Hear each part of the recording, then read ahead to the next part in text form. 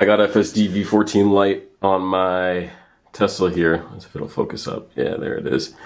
And it's been good so far, but it's a little rough around the edges. And I have a feeling that's because they made it more safe, or definitely more cautious, and then are going to peel apart the layers of, or peel back on the feedback and clean it up and make it a little less hesitant as time goes on. But we'll do a drive along with that.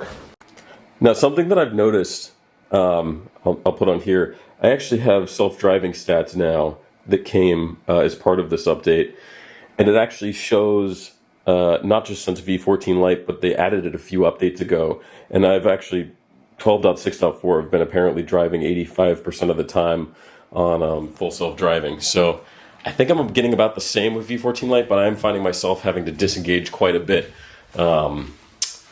for brake stabs and then hesitation and just sitting in a intersection waiting for cars to go by and not being assertive. Those are the big things I've noticed.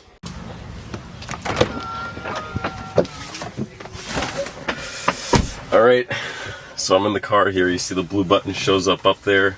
It kind of comes and goes. It's interesting. It's not super reliable. I'm going to put my seatbelt in here, and then you'll actually get to see how long it turns solid blue after getting in the car. It does take a second for the systems to kind of fully come online.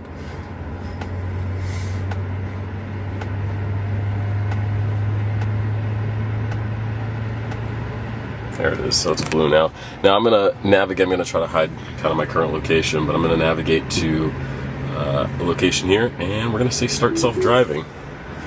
So there you go, it's gonna reverse. And the car is gonna move by itself, which is pretty sick. Backs out here. You know, a thing I noticed is the visualization is not showing the 3D park view when it reverses like it would if you were doing it as a human for the newer Teslas with Tesla Vision. But yeah, here you can see we're on the move now, and yeah, this thing is fully cruising. All right, now we need to turn right here onto this super busy 2-lane road, as you call it, and you got to come to the complete stop. See, cars are coming this way. Got one car, and after this car goes, I would totally go, and it doesn't. Now v14 or v12.6.4 would have gone, but it was waiting for those cars far out there, and this is just one of like the. Now we're going here.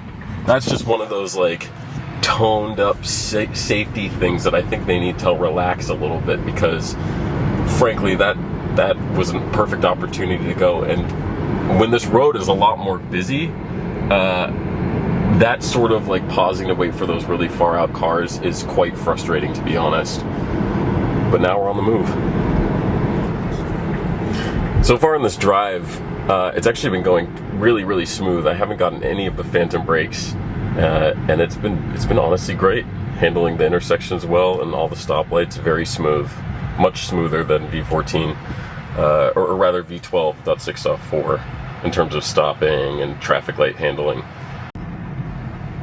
Now in this new UI, obviously there's that start from park button, but now the self-driving looks a little different while you're moving. So you get your options here for what parking looks like, either parking in the parking lot, street, driveway, where you're going to, where you pull over, right? Those options will change depending on what destination you have set. And then above, you have a speed profile, so you can choose between soft, chill, standard, and hurry. Notably not here is Mad Max, which you get on the hardware 4 cars.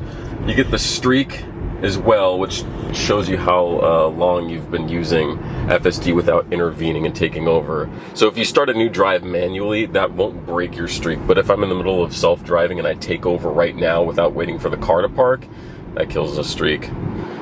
You also get this app now that shows self-driving stats like I showed on the phone there. It's the same one. And then also what's new is self-driving menus. You get kind of the same stats here. Starting from park, you can do without or with a brake confirm. I don't know who would turn that on. And then all your same settings as before. One thing that's really cool that Hardware 3 gets that I wasn't anticipating is if you go under the service menu, there's camera preview, and you can now actually see all the cameras on the Hardware 3 car while the car's moving, which is sick.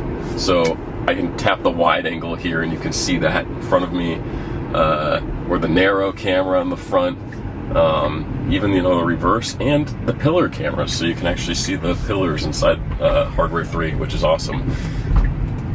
It's interesting, you can kind of tell too, the left and right pillar and the narrow camera kind of has like a more yellowy tint to it. All the cameras on Hardware 3 used to look like that, and then, you know, I think 2023, 2024, because I've owned this car since 2023, they did some sort of color grading or filtering to the cameras that you see, like the rear view and the others, so that they look more normal, but they never did it to the pillar or the narrow cameras. But yeah, no, that's some of the UI tweaks that are cool. And yeah, so far no harsh braking or nothing with this trip in my area, which is really cool. Alright, so I've had my first phantom brake, and it's on this 2-lane highway here with these shadows from the trees, and that's what I swear where it's been happening the most. And I'm curious if I'll be able to catch it on camera here, but you see the light flickers as it goes over these shadows. And pay attention to the little energy graph here on the left-hand side next to the left of self-driving, because that's where you see that thing pulse. I think otherwise you won't really be able to see it on camera. But I'm curious if I'll be able to catch one of these on tape. Speed control is honestly pretty good in this version as well. It gets rid of the percentage-based speed control, but honestly, a lot of people are upset about that. And I'm going to be the one with the wild take here. I think that the speed offset is good to get rid of, and this is the reason for it. I think that there it is, right there. There's the phantom braking. I think there it is. So I don't know if you saw that or not, but it literally just did it right there. And it's really on 2-lane roads just like this with v14 Lite that I've noticed. But damn, it is uncomfortable. And when you have a car full of people, it's really annoying, frankly. A little bit of a phantom brake there as well. All right, now this left turn up here with the older V12 used to be a little rough. I'm curious to see how V14 handles it. Okay, yeah, that was pretty smooth, honestly. That was good. Compared to what it's done before at that turn, that was awesome. Oh, more brake stabbing there. Right. We're approaching our destination here. Now, before, the car would totally miss the driveway. I'm curious to see how V14 handles this. And turns on the left turn signal. Hey, look at that! It's turning in. This is super cool. It has never done this before down the dirt driveway. This is so cool to see.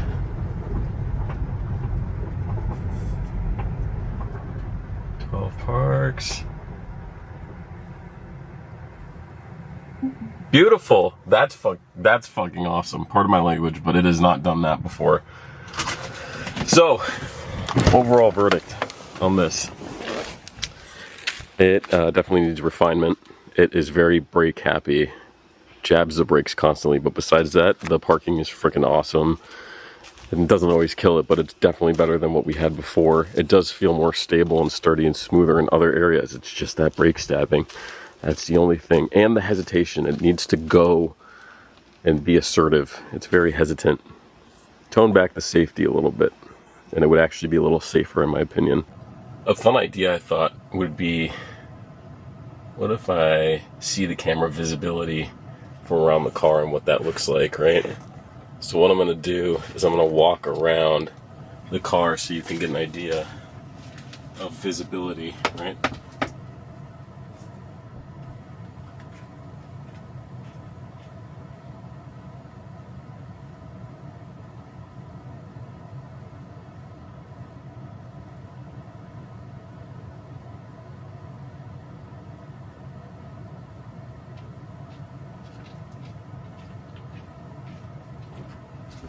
Curious what that looks like, because I've always wanted to understand what the blind spots on this thing look like. I mean, the front bumper, I'm going to go stand up by it, but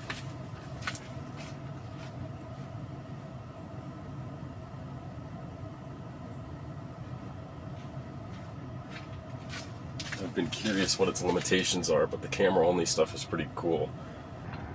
All right, I just got back in, and I'm gonna head out to head back home, and I'm gonna wait for the driving button to turn blue again. It takes a moment.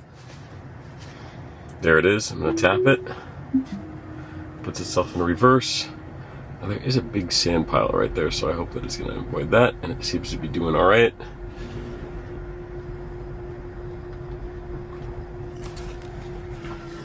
Going back in, turn here.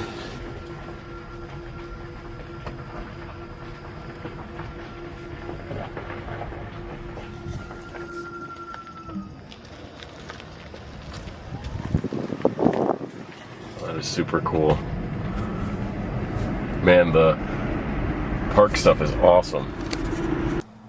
Alright, well, I never filmed an end to that video, but honestly, pretty freaking cool what the car's capable of now, and I'm excited for them to kind of do some revisions and clean it up, but it's really cool. Because when I first bought that car, it was nowhere near capable of what it's doing now, and the rate of progress is super neat. So, alright, thanks for watching. Bye.